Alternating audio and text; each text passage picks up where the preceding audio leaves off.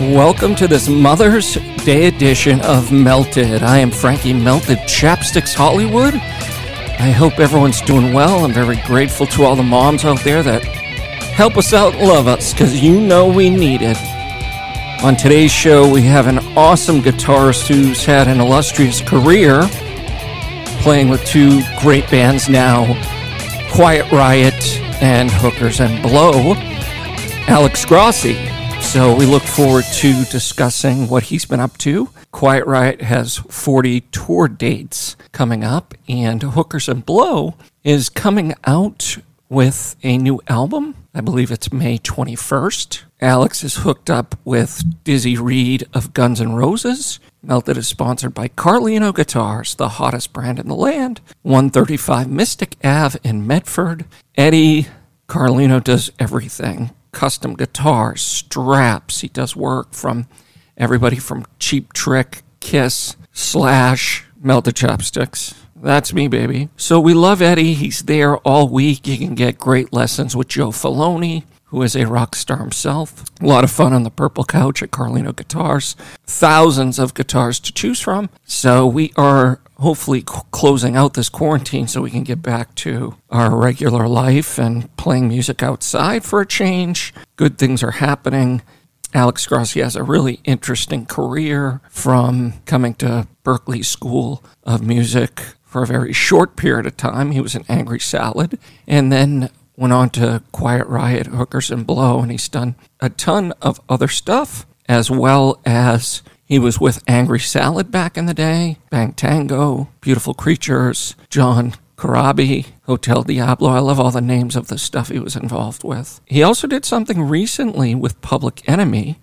What are you going to do when the grid goes down? I love Public Enemy. So we're going to talk a little bit about that. He was in a real cool documentary. Well, now you're here, there's no way back. Dude, it's a great documentary. It gives you some real good insight on it. So peep that out when you can. I want to introduce a rocking guitarist, an East Coast native who spent time in my hometown of Boston at Berklee College of Music. He graduated to Quiet Riot University. His other band, we call in South Boston, a Tuesday night, Hookers and Blow. A warm, melted welcome to Alex Grossi. A whole tour booked for 2008, and all of a sudden we all had to find jobs overnight.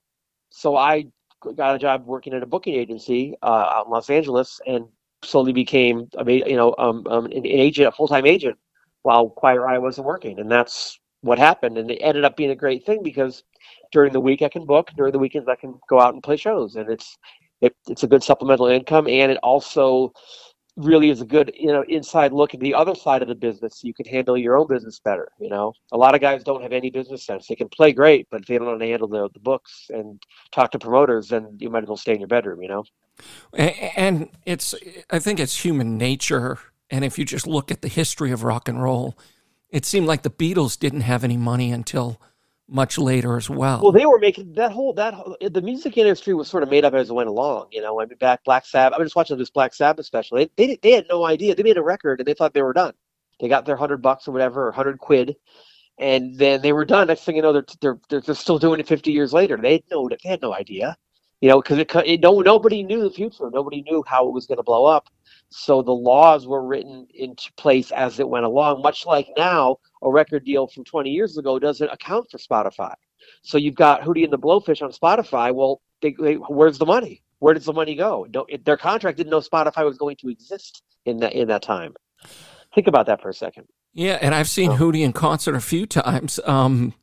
So how does that? Making money. Yeah. So what happens then? And it's kind of like when I think about the actors, or even Sir Alec Guinness in Star Wars. He was smart enough to take the residual or a piece of the action throughout.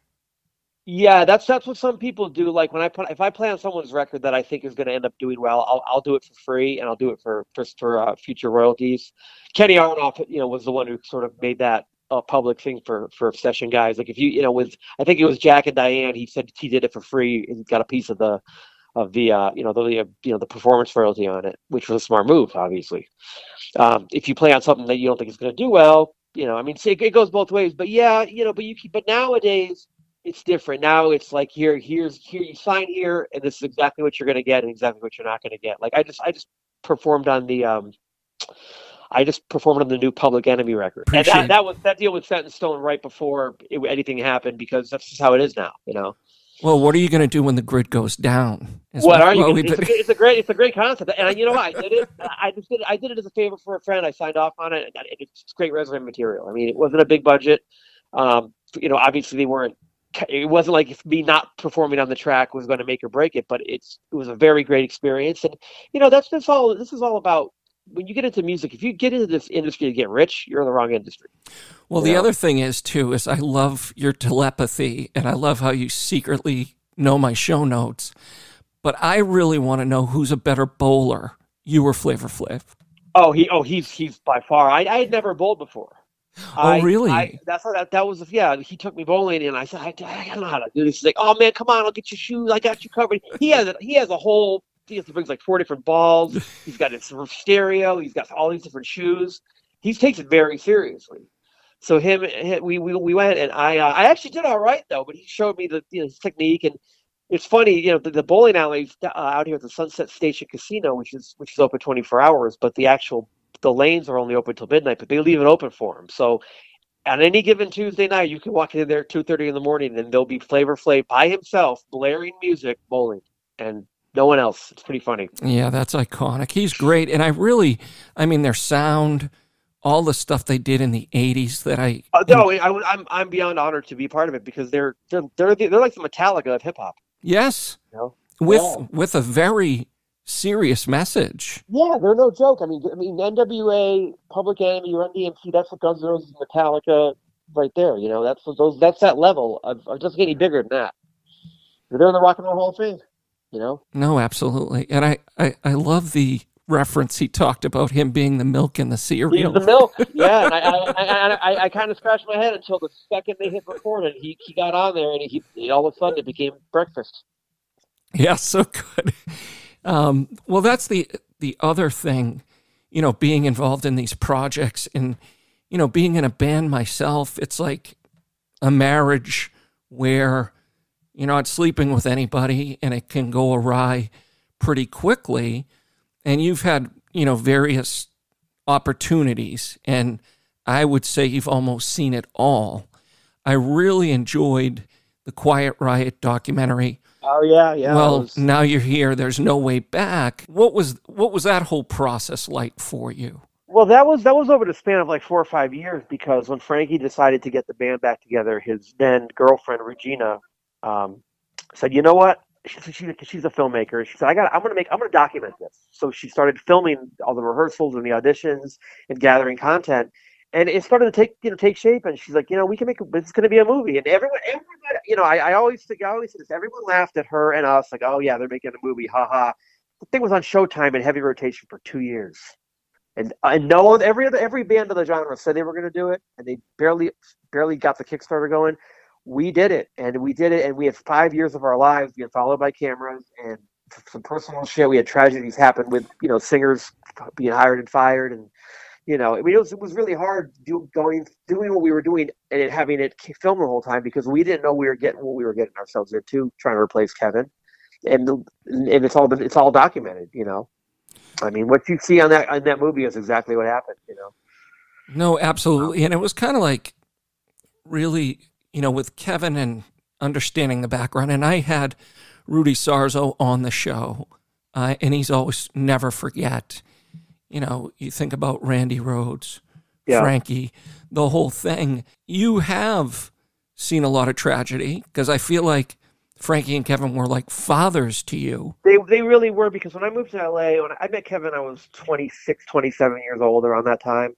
And he was Kevin DuBrow. He was the guy from the Mental Health video. I mean, I grew up with watching him on MTV, and next thing you know, he's staying up, crashing on my couch, and I'm staying in his house writing songs, and we became very, very close. And then I joined the band, and then he passes like 3 years later, and then Frankie and I and Chuck for another 13 years stayed very close, keeping the thing, keeping it. We took 3 years off, and then we built it back from nothing. I mean, no one thought we could play without Kevin, and now we're doing it without Kevin and Frankie. No, right. And I think it's a lot of work. It is. And the thing is, again, it comes back to being art. So when I look at these things just in life in general, I used to be very involved in Twitter. You get into these battles with people back and forth. Oh, yeah. 47% of the people on Twitter are bots to begin with. So they're just robots you're fighting. Or what to begin with? Robots or bots. They're not even... Yeah, bots. Yes, exactly. Yes, absolutely, yeah. So as brilliant as I am, I just look 3 down and someone said what I said already. I mean, in the last year, I feel so much freer not getting involved in this nonsense. You're better off not doing it. I mean, there's the blabbermouths and whatnot of the world, and I could physically dig up Jimi Hendrix, Janis Joplin, and Randy Rhoads and put a band together, and there'd be some guy who lives in his mom's basement that has a problem with it. Right. The world is not enough for these people, but at the same time, it's the same people that are going to be there every summer buying the ticket, watching the show, asking for your autograph, and they're going to go home under a fake screen name and talk about you. You know what? The way I see it is this. I don't go home and talk about your job on the internet, but you go home and talk about mine. I have a pretty cool fucking job. So I'm pretty happy with myself. No, absolutely. And it's the Seinfeld episode where he gets the telemarketing calls and he says, "Oh, yeah. Do you mind if I call you at home?" "Oh, what do you mean?" "No, well, you're eating." Click. Yeah, exactly. Now you know how I feel. Yeah. Well, that's the thing.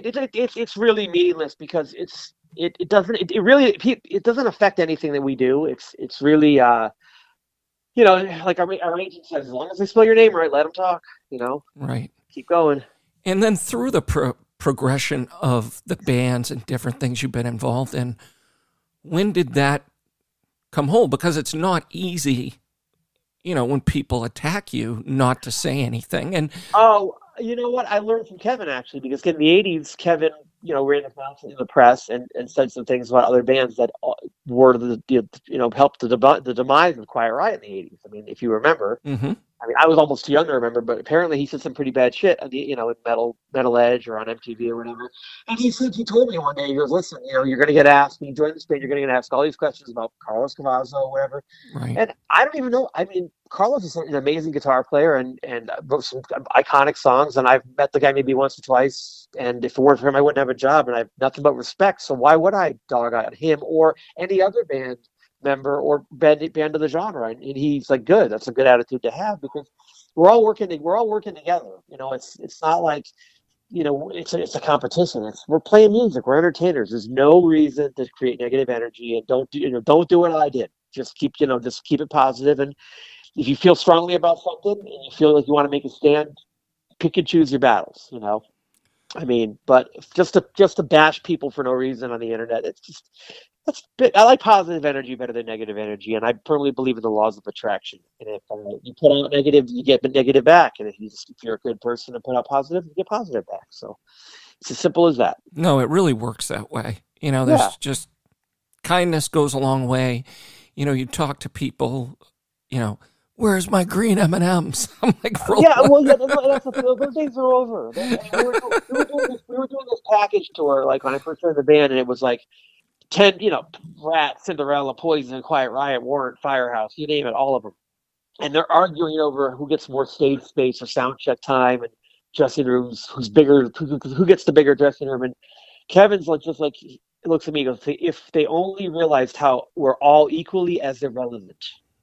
Right. And, we're all lucky to be here. It's 2006, and these bands that haven't had a hit in 25 years are arguing over dressing room space. Just enjoy the fact that you're playing music and you're still alive, Yeah, it's the ego. His ego had definitely been tamed, but definitely been subdued by the time he passed away. And I'm glad that's the Kevin that I got to know. No, for sure. And you wonder sometimes, just again, it's human nature. Yeah, you're 20-something years old, you get millions of dollars. The world is your own, so of course you're going to go nuts. I would too. Wouldn't you? But you grow up, you mature, and you learn from your experiences. I mean, it's human nature. Some people do it in front of the camera, some people do it behind closed doors, but we all grow. It's all a work in progress. No, absolutely. I mean, I haven't had alcohol in 10 years for everybody's safety, but it's progress, not perfection. Yeah, exactly. It's just, just do what's best for you. I mean, it's It's you're your own you're your own barometer of what you got to do. Don't worry about what other people think. I know we're doing the right thing, and I know we're doing a great job at it. So I don't really what someone in Idaho has to say about me on Blabbermouth has literally less than no effect on me. So Right. have at it. Have you gone into any sort of followed Zen or Buddhism, or is it just No, no. My main thing is whenever I get a little anxious, I like to work. I like to yeah, create, and no, no. I mean, I'll just take a walk and step away from the whole thing for a while. I like to go fishing. That's my main thing is to get out of town for the weekend. My wife and I go fishing sometimes. nice. Go up to like Utah. Get out of Vegas. Get out of Dodge. I dig it. I mean, moving to Vegas alone, just getting out of Hollywood was great because I mean, Hollywood's that was it was great, but then it turned into a different kind of town, and I don't like it there anymore. I like Vegas a lot better. It's a little slower. Right. And I just think sometimes it gets provincial no matter where you're at. And Yeah, change is good. It's good to get a change of scenery and breath of fresh air. well, the other thing is too, in watching the documentary, there's a part where Rudy is talking to Frankie just about the terrible record deal that they got to begin with. Yeah. Um, did that help, shape your outlook on the business now? Yeah, yeah, it did. I mean, you just gotta always, you learn from other people's past mistakes, but at the same time, that record deal, if they didn't sign it, you wouldn't be talking to me right now Right. because it did launch your career. So you got to look at the good with the bad. Yeah, and I think another thing that I thought was awesome about it was Chuck Wright having his problems with his equipment to begin with. He seems like That just happened. I don't know how it just happened. That just happened. It happened a lot. But the other point is too, just from a standpoint of he contributed, but then he's still trying to, when fans come up to him and we're like, "Oh, you weren't on the album." I was, you know what I mean? Well, I didn't know he was on the album. It wasn't common knowledge, Right. But there's a lot of bands like that. I mean, Kiss, half those Kiss records aren't Ace Frehley. Right. But, I mean, I don't know what But the thing is, Chuck's it's an interesting situation because he's in the band, he's on the stage, he's been to the videos. But Rudy Sarzo is also, because he was in Whitesnake and Ozzy, he had a higher profile. Right. So people, and the two big Quiet Riot hits, Rudy's in those videos. So naturally, people are just going to associate Rudy. Yeah. I mean, I would, it is what it is. I mean, she's a phenomenal bass player. He's big brother to me, and I wasn't there back then. I don't know what went down, but I mean, there's no problem with the whole thing, but it is like, I think he just feels like, always the bridesmaid, never the bride when it comes to that. But hey, at least you're in there. You're still on the record, buddy. That's something to be proud of. No, but I can say. I also love his sense of humor and attitude about it because there's nothing else you can do about it but laugh and continue to just. You know what? You're still on a record that sold 10 million copies. And think of it still did pretty good. And you know what? We're still working today with as Quiet Riot. You're still part of it. So. Yeah, he is. And became a lot of it. He's been there the past 14 years of us working. Without Kevin. He's been right there. It's a brotherhood. It takes the right team, and he's been a big part of it. No, absolutely. And just two things. It's like with Kevin and an unexpected loss. Like, how did you deal with that when it happened? Oh, I was shocked. I talked to him like that day, and then he didn't answer his phone for a few days, and then I got the call. Yeah. I was shocked. It was much different than with Frankie because with Frankie we knew it was coming. It was a diagnosis. And, right. It is what it is with stage 4 pancreatic.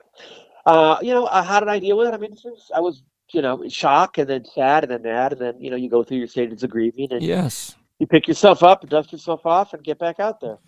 No, absolutely. And then Frankie was playing till the end, to the M3. Yeah, he was. And he's just so solid, like of a person. It's when others speak so well about you. Oh, you have no idea. I mean, he told me the last show we did was like December 30th, 2019, and we would have done more had it not been for the COVID. Right. And at that point he was down to like 135, 140 pounds. And he was, on a liquid diet, and he had lost the feeling in his fingers and toes from the chemo. But he told me after the show, we went on stage it was us and Rat, and we sold the place out, it was packed. It was in Michigan, and we were eating dinner after the show, and I said, he played fucking great tonight. He goes, yeah, I don't feel. You could tell he was dragging ass. He was starting to feel it. But he told me the only time I don't feel that I have cancer and I forget that I'm sick is when I'm behind a drum kit. And it's true. Like, you give him a pair of sticks and put him behind a kit, and he just became a 25-year-old kid again. It was astonishing. And then you take him. Then as soon as it's over, the reality sets in again. It just went to show how true of a musician he was. Like, he was in his blood. No, and I think it's great the fact that when you do these things and document them. Like, I really enjoyed the documentary, and I'm sure that's something, you have your memory museum anyways of stuff that no one will ever see, and you have your wonderful private jokes. But I really was glad to get to know him more through the documentary. Yeah, and I think I'm glad a lot of people did too, because that really showed what the agenda, why he was doing, why you're doing this. Like, a lot of people don't understand that, okay, you want so-and-so in the band, and you don't want to see, Ace Frehley with not Kiss. You know what? I wanted to see Richard Dreyfuss in Jaws too, but he wasn't. You know what I did? I got over it. I didn't write about it on the internet all day. I didn't. There's always a reason somebody isn't where they are, whether they didn't want the contract to be signed a certain way, whether they had another thing in mind. Whenever a guy is not in the band, there's always a reason, and it's a business. And when you watch that movie, I think that conveys that, a lot. You understand, oh yeah, this is guys earning a living just like we do. We're not any different than, your average Joe. Our job is just a little more public and interesting. And there's the artistic side of it as well. There's always the egos involved. And I think the movie sheds a lot of light on that. And, but the most important message in the whole thing, I think, is friendship, about Kevin and Frankie as friends, and what the closure and carrying on the legacy for his friend. And, that's what I got out of it mainly, No, and it's in good hands with you and his wife. And the other thing is, too, it's like, if you're going to be an accountant, you would learn the software and the formulas to be an accountant. Yeah. And it's just, things happen, and probably in all of our lives, different things happen on stage. But I just couldn't grasp why Mark Huff couldn't learn the words to a... Well, it's not that he couldn't learn them. It's that he couldn't learn how to perform. He wasn't comfortable. Right. That's all it was. He hadn't been doing it his whole life. Like, right. I've been touring my entire life. Right. My mother and father, generations back, are performers. I was backstage at concerts when I was 5 years old. It's in my blood. Right. Mark Huff was a house painter with a great voice. Yeah. He just didn't. I don't blame him at all. He didn't do anything wrong. He just didn't, right. It's like getting mad at me because I can't hit a home run in the majors. Right. I'm not a baseball player. Yeah. I might be able to swing the bat, but it doesn't mean I'm going to hit a home run every time, And I think, it just, he would freeze up on stage or whatever. And that's natural. That happens. And, I don't begrudge him. It was, I think, you're held, when you're replacing a guy like Kevin, you're held to a pretty high standard. No, for sure. And the other thing is, it would be a dream job. I mean, the two things are, my father is a retired policeman, federal officer. My mom's a social worker. My mom asked me, hey, Frankie, when are you going to go back to playing guitar only? And I said, why, Mama? She goes, well, you can't sing and you sound better when you're wearing a mask. and then my dad, hey, Dad, you see that video of that band? Yeah, the singer sucks. I go, Dad, that's me. He goes, yeah, you know what I mean? I got that. We all got that growing up. Because no one thinks the thing is, it's a kind of talent contest. That's the irony. Is like, yeah, you see that band on Saturday Night Live. Yeah, that singer sucks too, but they sold 1 million records. Right, right, and it's art anyway. So I'm going to keep doing my. It's subjective. Yeah, it's subjective. It's not like in football where if you have the stats, you get the money. You get the or baseball where if you have a 360 batting average, you're batting fourth, you're batting cleanup, you're the guy. That's just based on simply how many hits you get. In music, it's got nothing to do with talent. Thank God. In showbiz, there's hope for me, so we'll keep it going. But, listen, there's 1 million guitar players out there better than me, but it's, trust me, it's not about playing. It's not just about playing guitar. It's about knowing how to, work the business and make the moves that are going to get you to the right place at the right time. And then when you get there, being able to stay there. No, for sure. And that's the thing. I think it's so exciting that Frankie said, keep Quiet Riot going. You have 40 tour dates. We have Chuck Wright, Jizzy Pearl, Johnny Kelly, and yourself. Johnny Kelly, who Frankie basically, he asked me who I thought should play drums, to fill in, and I suggested the first person I said was Johnny, and Frankie just paused and he goes, you know what? I'm going to throw my list away. If he can do it, he's the guy. Because Johnny and Frankie have a lot in common, and he's not your typical, work for hire hairband guy that jumps from band to band. He's Right. from a different genre and has a lot of credibility, which only helps us. And he plays like Frankie. He nails the parts. He's a phenomenal drummer, and most importantly, he's a great person. No, and that's what matters. Bottom line, you got to be able to get along, and he's awesome. You're at the airport or on a tour bus with these guys 20 hours a day. So with the tour dates coming up, and again with COVID, what's the story with that? Because some places are open, some aren't. As everything you see on our website as of now is a go, and I tell everyone the same thing: they're happening until they're not happening.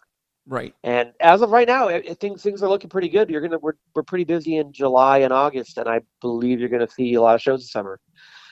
I don't know about the really big stuff like the stadium tours and whatnot, but I know that a lot of our shows are a go. Well, I like the way you broke it down. Was the 25%?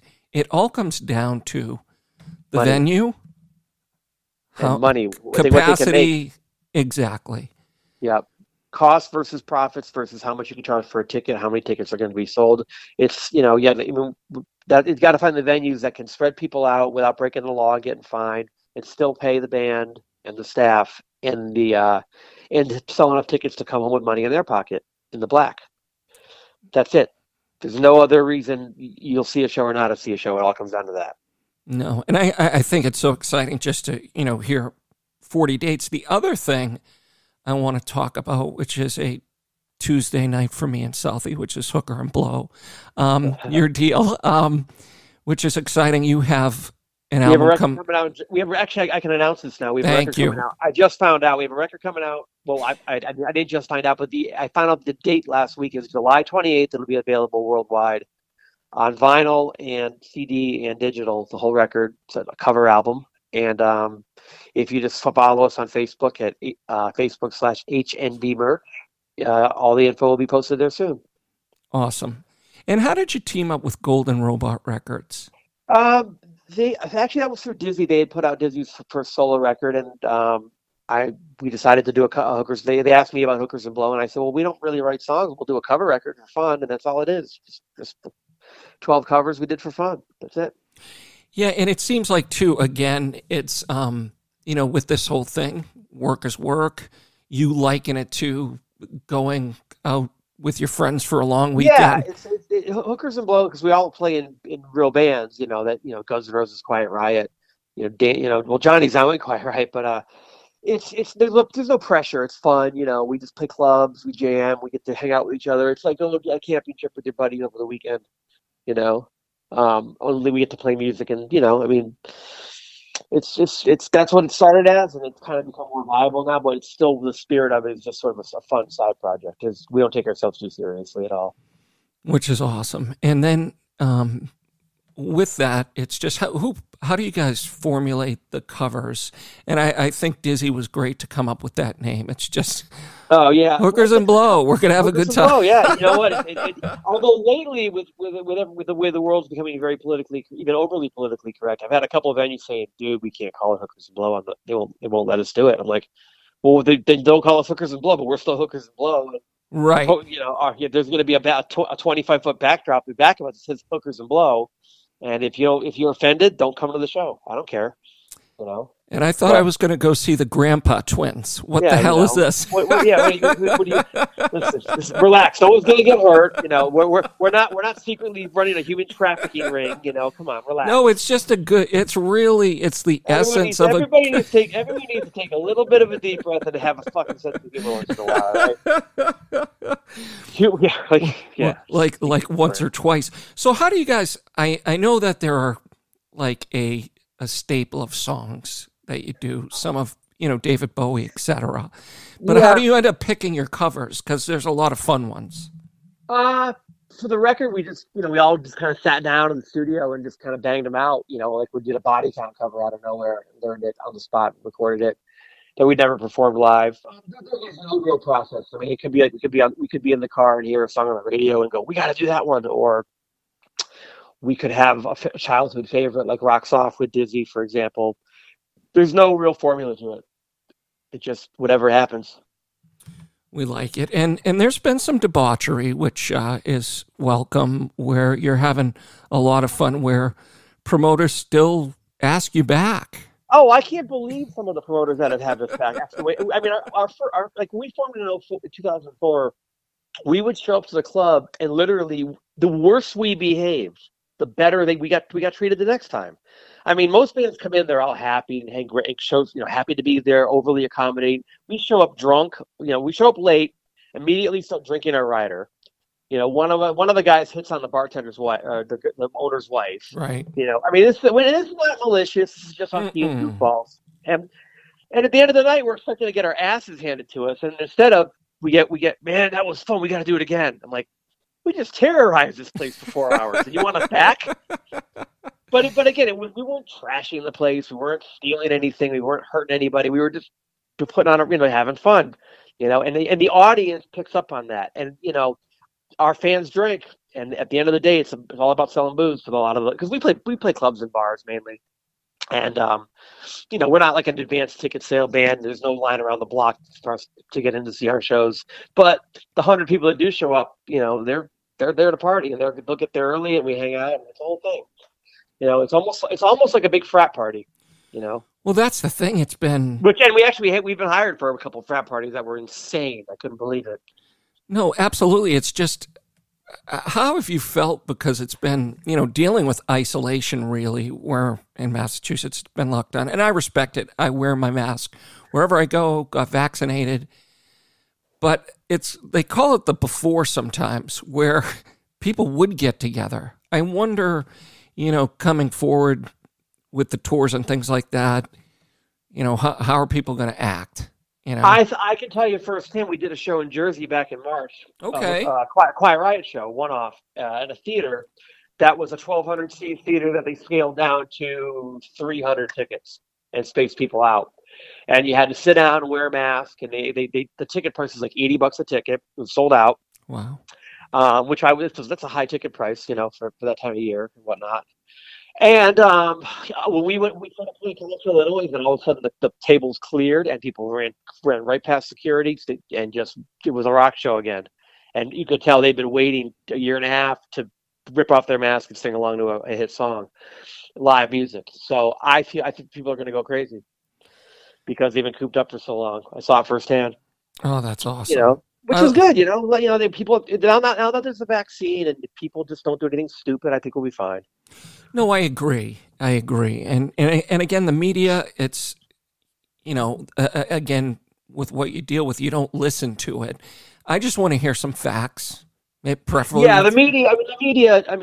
If I want to get depressed, I'll put on the news. Basically, right. I want to know what not to do. I want to hear it from someone legit, non-biased, and yeah. I mean, I've traveled, many times during this whole thing. We did Sturgis. I've done a couple sessions where I had to fly for, and everything. As long as you just follow it. The rules are not that hard. It's not. I mean, people were saying they're going to change everything forever. It's a little bit different, but not by much. Yeah, that's good. That's good to hear. So as far as, do you have a name for your album with Hookers and Blow? No, it's just self-titled. Okay, perfect. And do you have the artwork done? It's just our logo, black. Perfect. Just black with the white line fonts. That's it. And then how will the tour dates for that kind of coincide with Quiet Riot? We're doing a run coming up in about a week in Texas. That we're doing 5 shows, and then we have some shows in June, and then Guns N' Roses, I think, is going to be touring this summer. We don't know, but obviously Quiet Riot and GNR are the main priorities for us. So probably if we have a busy summer with our real bands, we'll reconvene in the fall and the winter with Hookers and Blow. Yeah, that's cool. So will you be touring? Do you know who you're touring with then? With Quiet Riot? No, we don't know. No, they're all one-off shows. Okay. There's a couple multi-band festivals, but they're all scattered. There's not one main tour. Awesome. It's just so exciting. I mean, and in the meantime, you've just been, using your time productively, getting Yeah, engaged. I said to myself we're locked down. I'm going to play on as many records as I can. I'm going to finish the Hookers and Blow cover record. I'm going to get my mindset into the right place for Quiet Riot, and just use the time wisely and not just sulk about the COVID, because there's nothing I can do about it. We're all in the same boat. No, can't control people, places, or things. It's how we react to it. Yep. And my hair turns water into wine, so I come in handy. I just can't drink it. Go. So just give me the gallon. Exactly. There you go. What about as far as, have you played any cruises at all? I know they have Monsters of Rock, Yeah, etc. we've done the Monsters a few times. We've done the Legends Rock cruise. Hookers and Blow did the Trailer Park Boys cruise. Oh my God, what was that like? Amazing. Madness, insanity. I mean, those guys are. They really are. The comedians they're the new rock stars. Trust me. A lot of fun. Yeah, I love that. Because the thing is, I've heard a lot of, like, the Monster Rock, the Kiss, people are just chilling cool. It's, a partying vacation. Yeah, it's all, everyone's there on vacation. It's loosey-goosey. It's not very regimented. It was a lot of fun. And then as far as, do you do NAMM shows at all, or? I usually go every couple of years. I went to the last NAMM with Frankie, which ended up sadly being his last NAMM, and yeah, they're cool. I mean, it's a lot. It's a grind, and with COVID, a lot of I think that spread a lot of COVID, actually, because of all the people from all the other countries coming in that year. It was right at the beginning of 2020, and that's right after that is when it really started. The outbreak started. So, yeah, and I just feel bad for what's going on in India. My God. Yeah, it's terrible. And that's why I just hope, people would just get vaccinated. Let's get this stuff over with. Yeah, So, I mean, it's people have their opinions on things. The way I see it is, let's just get back to work. And if I got to get a little prick, I'll get a little prick. I don't care. It's not, I put worse things in my body, trust me. Exactly. And then as far as when you look back, on your body of work, what's some of the favorite stuff that you've done? I don't really have favorite stuff. Yeah. That I've done, because look, everyone loves the smell of their own farts. Let's be honest here. I think that true story. Okay. Yes. I think that what do I'm most proud of, like, some of the Quiet Riot records. Writing on the album Rehab with Kevin DuBrow. There's some good stuff on there. I'm just proud to be consistently working in general. Yeah, that's the main thing. And then what about Forgotten Saints? What's your relationship, the clothing store and the website? Oh, that's a clothing store in Melrose. There's a lot of our clothing. I don't think they're open anymore. But they did the Hookers and Blow themed line of merch, and as well as a Hotel Diablo for that record I did. And Cody, the owner, is a friend of mine, and we created some stuff together. It was kind of for fun, nothing major. Yeah, because I saw that they had a lot of stuff was sold out. So I was just wondering, and it was cool gear. Well, most of it's custom work. So if you want it, email Cody at ForgottenSaints.com, and she'll give you a quote, get your measurements, and it's really, really good stuff. I mean, it's the kind of thing. Yeah, it's $600 for a pair of pants, but you're going to have your whole life. Yeah, if you stay the same size. Right. And again, my COVID-19, I've been, finally back at the gym with a mask on, trying to shed that. With, the mantle of Quiet Riot, being passed, and Frankie wants to, handed that over to you. Well, it's not over to me. It's his wife. Well, his wife, but just to be a part of that. Yeah. Do you feel extra pressure, or do you feel like, hey, I feel ecstatic? You know what? Honestly, I feel like I've been training for this. I mean, I've been in the band for 17 years, and I know how the ship is run. And it's not a huge production. It's not like there's 50 people crew to deal with. I mean, we fly in, we fly out, and the main thing is making new music and carrying on the legacy with reverence and with quality and with the same same passion, same work ethic that Frankie had. It would be a shame to let it fall apart. That's why I'm being extra careful to make sure we do everything, keep the trains running on time, and do it, and keep the trains running well. That's the main thing. And then the good thing is you have a lot of Frankie's material still.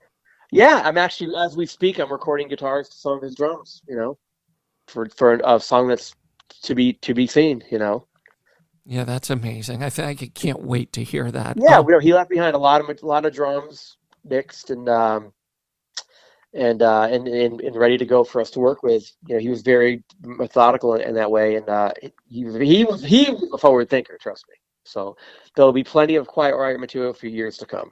Awesome. Yeah. Todd, damn it, Kearns, you're a forward thinker. And you're like, yeah, that stuck with me. Yeah. And with that, what do you tell artists now? And I know the overall message is do your art because you love it. But when you look at stuff that you would done now, if you did that in the 80s, you'd be a multimillionaire. What happened to stop the artist from making money? And what do you do to get around it? A lot of it is you have to keep in mind your surroundings have changed. I mean, in the 80s, the only way you could get music was to go to the store and buy it. Now you can just open up your phone and download it for free. So you don't have to spend money. Now music to the new generation is free. The idea of spending money on it doesn't exist anymore. So for the artist to make money, you have to brand yourself and find other ways like Patreon pages and touring and different kinds of merch and, cameos, those shout out videos. Yes. All those alternative income streams are the way you're going to do it. Because if you think you're going to rely on royalty checks the way you used to, you are sadly mistaken. And what have you seen from the business aspect of, it kind of, are you cutting out some things with having the manager? No, well, every band's different. We're sort of running things we always have. I mean, it's just we're a band. We have an agent. We book our own flights. We do it the same way a lot of bands do it. And again, every band's different. So it's not. There's no formula to it. So. Right, and then we do what's necessary to do business. That's it. No, for sure. And then what about live streaming? Yeah, we've done Quiet Riot hasn't done it, but Hookers and Blow did one. It was all right. They're hit or miss. I mean, there's still some. I think the technology has a way to go, but I think it's also definitely a huge part of the future. And in the future, you're going to see. I'm actually involved with a venue out here in Vegas where I'm going to be hosting a live stream show. I'm going to be like the Rock Network guy, and when bands come into town, doing the interviews and stuff. And yeah, there's certain places in the world that don't get shows, so streaming is all they can get.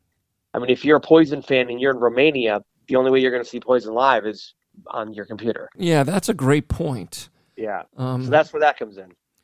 It's another tool in the arsenal. Yeah, and it's just I don't get, as far as it becomes like a necessary evil with YouTube and Spotify. It's just you're saying another avenue to another way to get things out there. Yeah, and you can buy merch through it. So there's you can promote your merch, your music. It's wide open what you can do with it. So I think it's going to evolve even more as time goes on. Awesome. What is, as far as your future? We've got the album coming out in July. We got the tour. Do you see how many more Quiet Riot albums do you see? You know what? I'm just going to take it one day at a time and keep working on what I'm doing right now. But there's definitely going to be one new one coming out probably next year. Awesome. Yep. You know what? Thank you so much for your time. Oh, thank you, man. This has been great. No, so good. And like the brilliant person I am, I didn't hit record to 3 minutes in, so when you hear it, it'll be just jumping. No, absolutely. Like, what the heck's going on with this young man? 3 hours behind me. You have a great day. Thanks so much, sir. Thank you. Thank you. That was a great interview. You did a great job. Thank you. Bye-bye. Goodbye. Thank you, Alex Grossi, for being on Melted, sponsored by Carlino Guitars. We're going to just keep the rock rolling and the roll rocking. Whatever you do, be kind to somebody, make them laugh under the mask, and pick up your guitar and either play it or smash it. And I'm still getting lessons. Thank you again. Have a great night, everybody.